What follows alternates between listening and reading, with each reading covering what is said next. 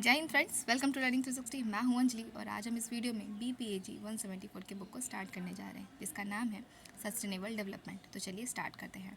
Start करने से पहले हम एक बात बता देते हैं कि बचपन में जैसे हम लोग बहुत बार लैंग्वेज पे ज़्यादा फोकस किया जाता था कि जो बुक में जो आंसर लिखा है आपको पूरा वैसे ही बताना है, मैम जो लिखवाई हैं या टीचर जो लिखवाए हैं वैसे ही लिखना है। आप एक दो वर्ड मिस करते तो डांट पड़ता था, पर अब ऐसा नहीं है। अब हम लोग को लैंग्वेज नहीं याद करना है, अब हम लोग को पॉइंट्स याद रखना है, क्योंकि आप पूरा इतना बड़ा चैप्टर है। मान लीजिए इसमें आप समझ जाइएगा, जैसे इस चैप्टर का टॉपिक जो है मीनिंग, नेचर और scope of sustainable development. SD का मतलब सस्टेनेबल डेवलपमेंट। बार बार हम नहीं लिखे हैं, पहले एक बार लिख दिए हैं कि SD का मतलब सस्टेनेबल डेवलपमेंट, NR का मतलब नेचुरल रिसोर्सेज। तो आप समझ जाइएगा कि कहीं जहाँ पे NR लिखा हुआ है तो वो नेचुरल रिसोर्सेज है, SD है मतलब सस्टेनेबल डेवलपमेंट है। बार बार रिपीट नहीं किया, बेकार में वर्ड्स जा रहा था। ठीक है, तो बात यहाँ पे आता है, वापस हम पॉइंट पे आते हैं। मीनिंग अब आपको दिया हुआ है तो पूरा वैसे लैंग्वेज याद नहीं कर सकते, ना ही रट सकते हैं, पर आप पॉइंट याद कर सकते हैं। अब वो पॉइंट अगर याद रखेंगे तो फिर जैसे ही आपको एग्जाम में याद रहेगा कि वो पॉइंट याद आएगा तो फिर आप अपने लैंग्वेज में लिख सकते हैं आंसर को। तो इसीलिए इस PDF में हम ज़्यादातर पॉइंट पे फोकस किए हैं रैदर दैन लैंग्वेज पे। और आप एक बार मेरे इस वीडियो में अगर आप समझ जाइएगा, एक कंसेप्ट को समझ जाइएगा और पॉइंट आपको याद रहेगा तो बहुत अच्छे से आप आंसर लिख सकते हैं। ठीक है, तो चलिए स्टार्ट करते हैं। सबसे हमारा पहला टॉपिक है इंट्रोडक्शन। देखिए, इसमें क्वेश्चन क्या ही बन सकता है। या तो आपसे पूछेगा कि सस्टेनेबल डेवलपमेंट का मीनिंग बताइए, नेचर क्या क्या होता है, और स्कोप मतलब कितना ब्रॉडर स्पेक्ट में फैला हुआ है सस्टेनेबल डेवलपमेंट का कंसेप्ट। इससे पहले हम समझते हैं कि सस्टेनेबल डेवलपमेंट है क्या और ये हम क्यों पढ़ रहे हैं, है ना। जब हम लोग BGDG 172 भी स्टार्ट किए थे तो भी हम लोग यही समझे थे कि अगर पढ़ने का पर्पज़ क्या है। कभी भी देखिए, हम अगर हम सोशलॉजी के स्टूडेंट हैं तो सोशलॉजी के स्टूडेंट को पता होगा कि सोसाइटी बहुत बड़ा रोल प्ले करती है। ठीक, और सोसाइटी को चेंज करना है, अगर समाज में कुछ बड़ा स्केल पे चेंज लाना है तो सोसाइटी को चेंज करना पड़ेगा। और सोसाइटी में कुछ चेंजेस लेके आना है तो वो एजुकेशन से आता है, क्योंकि हमारा बच्चा अगर सीखेगा ना तो वो बच्चा ही बड़े होकर सिटीज़न बनने वाला है, और सिटीज़न बन के ही तो वो कंट्री को सर्व करेगा।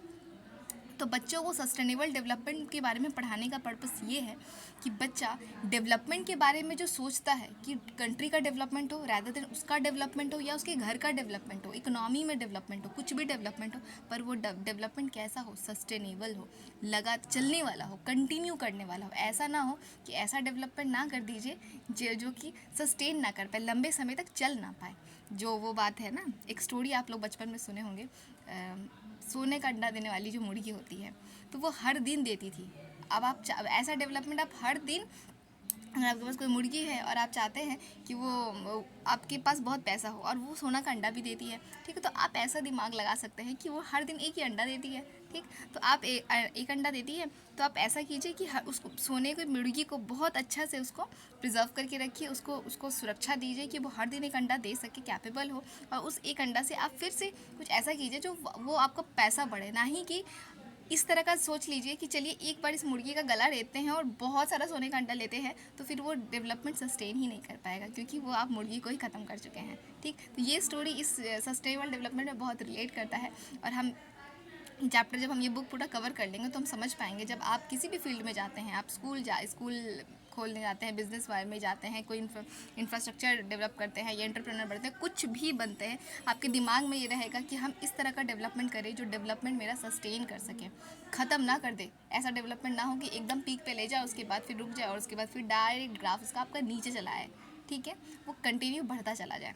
ठीक, तो अब स्टार्ट करते हैं टॉपिक से। जो पहला हमारा इंट्रोडक्शन है, देखिए इंट्रोडक्शन में जो कुछ टॉपिक है आपका 7 पॉइंट्स है। ये 7 पॉइंट्स आपसे नेचर पूछे, मीनिंग पूछे, स्कोप पूछे, कुछ भी पूछेगा। सबसे पहले देखिए हमारा जो आंसर का स्ट्रक्चर कैसा होता है, पहले हम इंट्रोडक्शन लिखते हैं। कुछ भी आपसे पूछेगा आप पहले इंट्रोडक्शन लिखिएगा, फिर बॉडी दीजिएगा, उसके बाद कंक्लूजन दीजिएगा। और बॉडी में आप क्या लिखिएगा, प्रॉब्लम लिखिएगा, प्रॉब्लम का सोल्यूशन और इसके कंक्लूजन में रहेगा। ये आपका रहेगा ही रहेगा सारे आंसर में, एटलीस्ट होना चाहिए, मतलब जनरली आंसर में इतना होना चाहिए।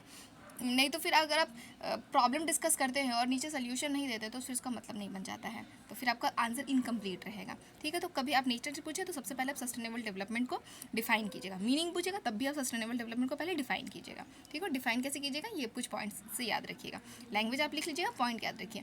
ये सस्टेनेबल डेवलपमेंट का जो कंसेप्ट है ना, ये कहाँ से आया, लोग आखिर क्यों सोचने लगे कि सस्टेनेबल डेवलपमेंट के बारे में सोचा जाए। डेवलपमेंट के बारे में तो सब सोच रहे थे, पर वो डेवलपमेंट सस्टेनेबल होना चाहिए, ऐसा क्यों लोग सोचने लगे। ये बहुत बड़ा डिबेट चल रहा था इन्वायरमेंटलिस्ट के बीच में, इंडस्ट्रियलिस्ट के बीच में, और डेवलप्ड और डेवलपिंग कंट्रीज़ के भी बीच में। देखिए, अब सबसे पहले ये समझिए इन्वायरमेंटलिस्ट कौन है।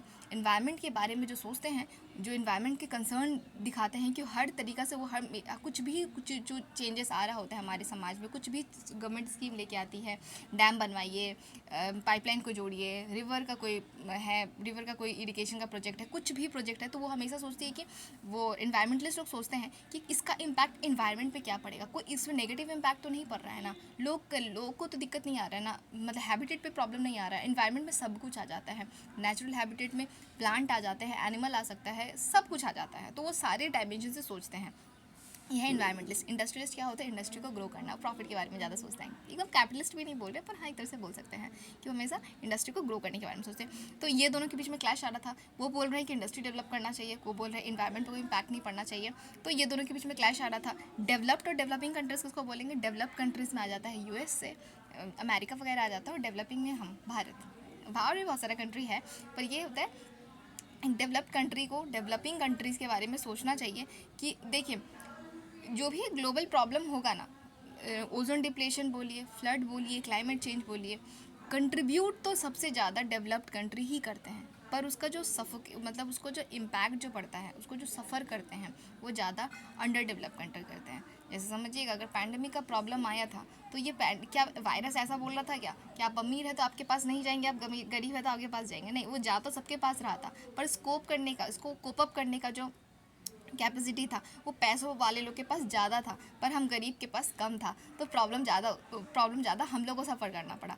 ठीक वही बात है, ग्लोबल चेंज में कुछ भी प्रॉब्लम आता है, क्लाइमेट चेंज आए, सी लेवल इंक्रीज़ करे, या डिफॉरेस्टेशन हो, बारिश हो, बहुत जो भी प्रॉब्लम हो, ओजन डिप्लेशन का हो, डेजर्टिफिकेशन का हो, वो सब हम समझा देंगे आपको, सारे टर्म्स जो यूज़ कर रहे हैं।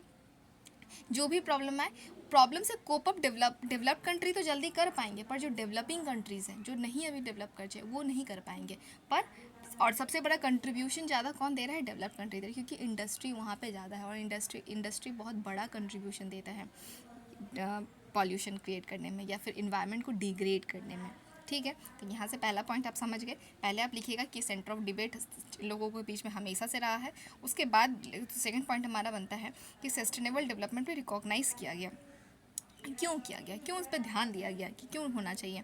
सबसे पहला बात था पॉपुलेशन इंक्रीज़ करना। पॉपुलेशन इंक्रीज़ कर रहा था, तो पॉपुलेशन, अब आपके लोग भाव बढ़ेंगे तो लोग को खिलाइएगा क्या, लोग हवा पानी तो खाएंगे नहीं, खाना खाएंगे ना, और खाना कहाँ से आएगा, कल्टीवेशन से। और कल्टीवेट कैसे कीजिएगा, फॉरेस्ट जो होगा, फॉरेस्ट को काटिएगा, फॉरेस्ट काटिएगा तो कहाँ, तो ग्लोबल वार्मिंग बढ़ेगा नहीं, क्योंकि कार्बन डाइऑक्साइड सबसे बड़ा रोल प्ले करती है ग्रीन हाउस गैस में।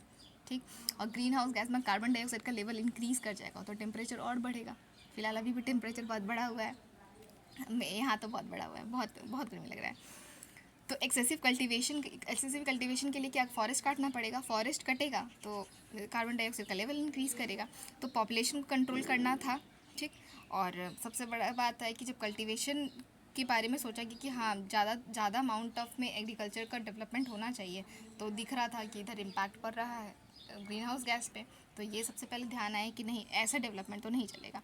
फिर आया आपका डिफॉरेस्टेशन। ऑब्वियसली वही बात है कि डिफॉरेस्टेशन ज़रूरी है, डिफॉरेस्टेशन के बिना आप कैसे एग्रीकल्चर, हाँ जंगल में तो चाषबास नहीं कीजिएगा, आई मीन राइस वीट वगैरह कैसे जंगल में तो नहीं लगाइएगा, आपको सफाई करना पड़ेगा वहाँ पे, तो हुआ डिफॉरेस्टेशन।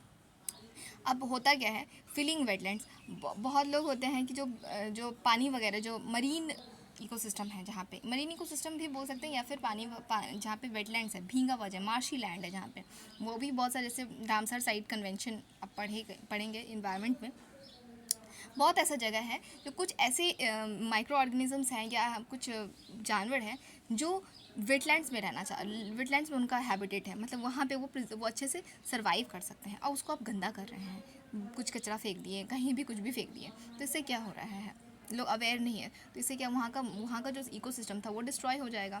तो और ये मत सोचिएगा कि एक तितली के मरने से क्या हो जाएगा, एक छोटे से कीड़े के मरने से क्या हो जाएगा। इन्वायरमेंट चैप्टर जब हम पढ़ाएंगे तो आपको समझ में आएगा कि हर कोई एक दूसरे पर डिपेंडेंट है, एक भी चीज़ डिस्ट्रॉय हुआ ना तो वो हम पे इम्पैक्ट पड़ेगा, हर चीज़ का इम्पैक्ट एक दूसरे पे पड़ेगा ही पड़ेगा। उसके बाद हमारा 1 2 3 4 चौथा पॉइंट आता है लैंडफिल्स। लैंडफिल्स क्या है, इतना कचरा जमा हो रहा है, इतना कचरा जमा हो रहा है कि जगह नहीं है कचरा को रखने का। लैंडफिल्स ये है, ज़मीन भर जा रहा है कचरे से। ठीक, ये ज़्यादा प्रॉब्लम आएगी। अब तो सब देखिएगा, लोग एक फ़ोन होता है लोग के पास, फिर कुछ दिन बाद लोग बोर हो जाते हैं और फ़ोन फिर वो छोड़ देते हैं, फिर दूसरा फ़ोन ले लेते हैं। तो ये क्या है, ये ई वेस्ट में आ रहा है। बहुत सारा लोग मिनिमम ऐसा नहीं, हम लोग जो मिडिल क्लास वाले, मिडिल क्लास तो नहीं बोलेंगे, बिलो मिडिल क्लास हुए हम लोग शायद, हम तो अपना बता रहे हैं। तो मिडिल क्लास भी होते हैं ना जिनके एटलीस्ट तो अच्छे से छोड़िए, वो मिडिल क्लास वाले जो होते हैं, या फिर जो हम लोग के घर में क्या होता है, एक कपड़ा हुआ, कपड़ा पहनेंगे हम लोग, फिर कपड़ा पहन जो पुराना हो जाता है तो फिर किसी छोटे बच्चे पहनते हैं, फिर उसका छोटा भाई पहनता है, फिर उसके बाद क्या करते हैं, फिर जो और भी ख़राब हो जाता है तो फिर मम्मी उसको पैर पोछने के लिए पोछना बना देती है। फिर वो भी नहीं होता तो फिर घर पोछने के लिए बना देती है। उसका पूरा एकदम धज्जी निकाल देती है, और फिर जब एकदम लास्ट में बचता है तब वो जाता है बाहर में, नहीं तो फिर जितना हो सके उसका यूज़ करती हैं।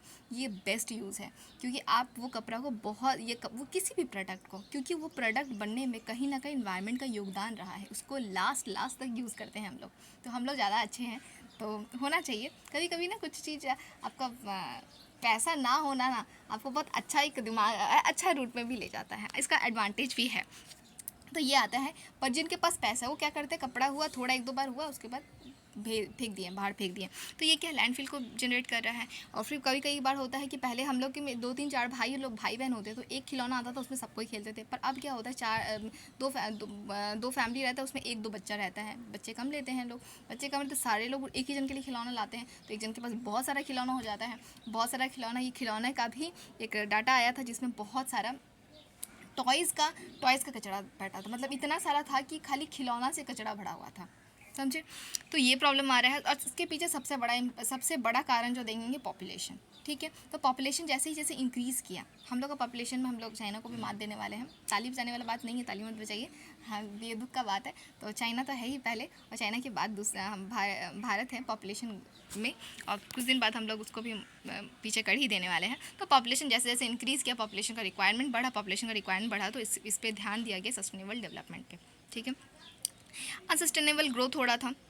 अनसस्टेनेबल ग्रोथ क्या करेगा, आपको जो अर्थ है ना, देखिए ग्रोथ ज़रूरी है, पर अनसस्टेनेबल नहीं होना चाहिए कि चल ही ना पाए, लंबे समय तक ना चल पाए। लंबे समय तक मतलब थोड़ा मतलब कंटिन्यू होना, वो ऐसा हो कि सस्टेन मतलब चलते रहना, ऐसा ग्रोथ हो। ऐसा ना हो कि एक टाइम पे पीक पे पहुंच जाए फिर डायरेक्ट नीचे आ जाए, ऐसा नहीं। Impair capacity of earth to renew, earth का भी अपना कैपेसिटी है कि वो भी एक समय लेती है रीन्यू करने में। जैसे गंगा जी का क्या है, गंगा का पानी है, उसमें एक बहुत अच्छा बेनिफिशियल बैक्टीरिया होता है जो खुद से साफ़ कर लेता है अपने कचरे को। ठीक है, वो गंदा नहीं होता। अर्थ को हम लोग क्या अर्थ बोल रहे हैं, गंगा जी को, तो गंगा को क्या हम लोग बहुत पवित्र मानते हैं। पर आप उसको समय दीजिएगा अपना कचरा साफ़ करने के लिए, तभी तो आप उसको समय ही नहीं दे रहे, फिर कचरा डाल दे रहे, फिर वो आप दे रहे, मान लीजिए चलिए एग्जाम्पल से मतलब 1 साल उसको लगेगा, इतना अमाउंट है, पर एक टन का कचरा साफ़ करने में उनको 1 साल लगेगा, पर आप 6 महीना पे ही 2 टन कचरा डाल दे रहे हैं, तो क्या उसको वो साफ़ हो पाएगी? बिल्कुल नहीं हो पाएगी। आपको तो लग रहा है कि नहीं अर्थ तो रिज्यूनेट कर ही लेगी, पर नहीं कर पाएगी, गंगा नहीं कर पाएगी। कैसे कर पाएगी? आप उसको टाइम ही नहीं दे रहे हैं, उसका जो कैपेसिटी है अपने आप को रीन्यू करने का, वही आप फेल कर दे रहे हैं, समझे। तो ये सब प्रॉब्लम जब दिखने लगा तो लोग बात करने लगे, और फिर ये बड़े लेवल पे गया। ठीक, और ये एकदम कंट्री एक दो जन का बात नहीं है, पार्लियामेंट में मुद्दा ही नहीं चल रहा है, ये यूनाइटेड नेशन बहुत सारा कंट्री मिल के बात करे, क्योंकि ये जो भी चेंजेस आ रहा है ना, क्लाइमेट अर्थ हम सबका है, और जो भी इम्पैक्ट पड़ने वाला है ये हम सब पे इम्पैक्ट पड़ेगा, ग्लोबली इम्पैक्ट पड़ेगा। तो ग्लोबली जब इम्पैक्ट पड़ा, जब प्रॉब्लम हम सब पे आने वाला